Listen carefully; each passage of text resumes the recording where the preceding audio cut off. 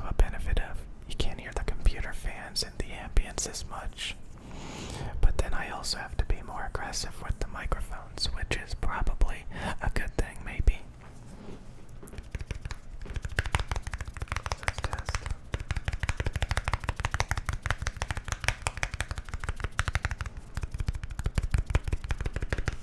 Yeah, so I can get a lot louder and closer.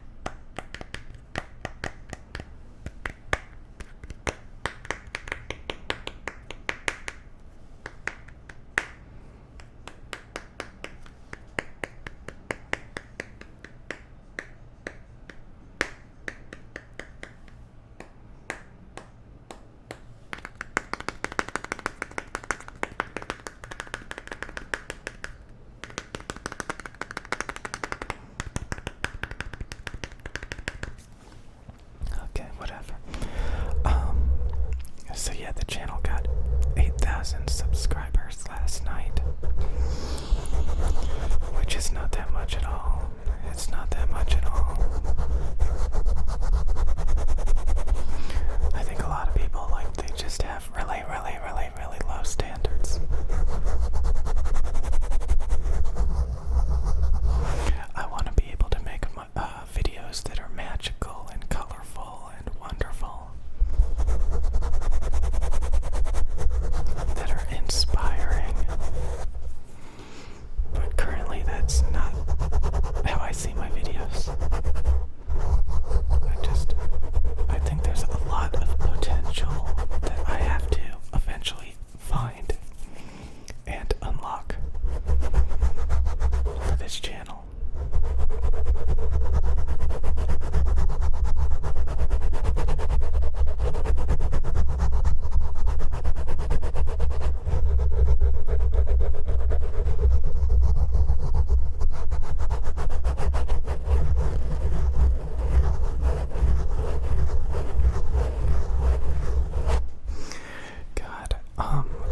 I remember when I first got into buying microphones and stuff. I bought just about every single broadcasting dynamic microphone on the market. And the last one I finally bought was the Shure SM7B that everybody loves so much these days. And I didn't buy it because it sounded dark and muffled and woolly. And low detailed. And when I bought microphones, I wanted them to be very detailed, very articulate, very clear. Because I don't want to have to reach for that clarity, that treble articulation.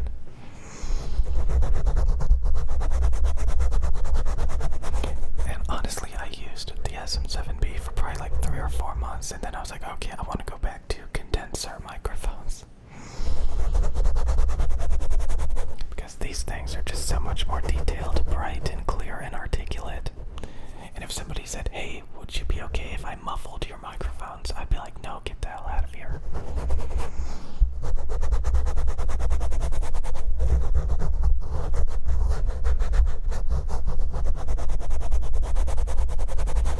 So one of the main ways that I judge microphones is you look at the video. Okay, you look at the person talking, and you ask yourself, does this sound correlate with the video?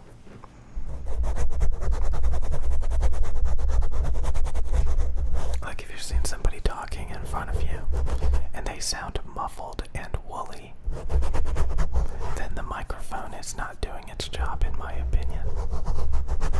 The microphone is supposed to capture the sound accurately, clearly, and detailedly.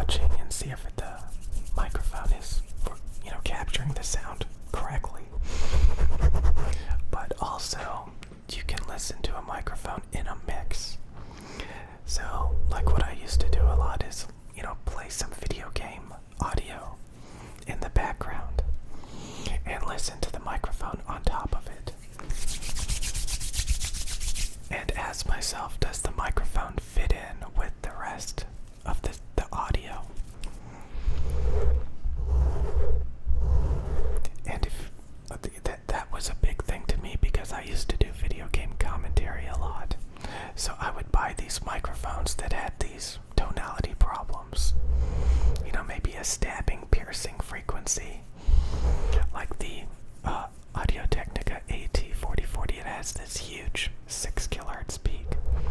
It's very piercing, it's very jarring, it's not smooth at all. And when you're talking into it, and the professional voice actors in the video games have a much smoother sounding microphone, the difference is noticeable.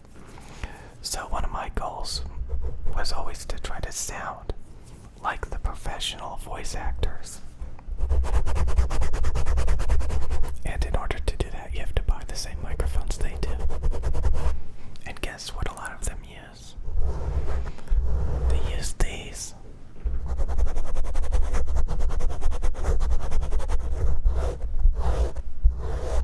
So yeah, sad to say, I've bought pretty much all budget microphones, dynamic and condensers. And there's a reason why I ended up with these.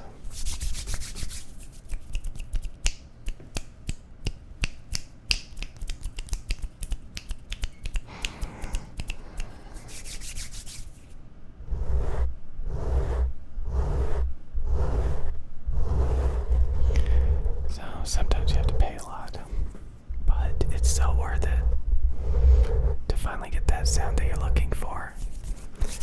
This was supposed to be about 8,000 subscribers. I don't know where. I was thinking about I was just watching something that I used to be nostalgic about. Just the color, the sounds, the wonder, the magic. How I used to feel when I used to play that game, and now I don't care about it anymore. Or like I was listening to music, and it was really, really magical, really amazing sounding. And I was thinking, is that how people see these videos? Because that should be the goal. You want to make videos that people remember and enjoy for some reason. And you have to ask yourself, have you been doing that? So again, I think you can always do better. And if I was probably doing my best possible, we would probably have near 100,000 subscribers by now.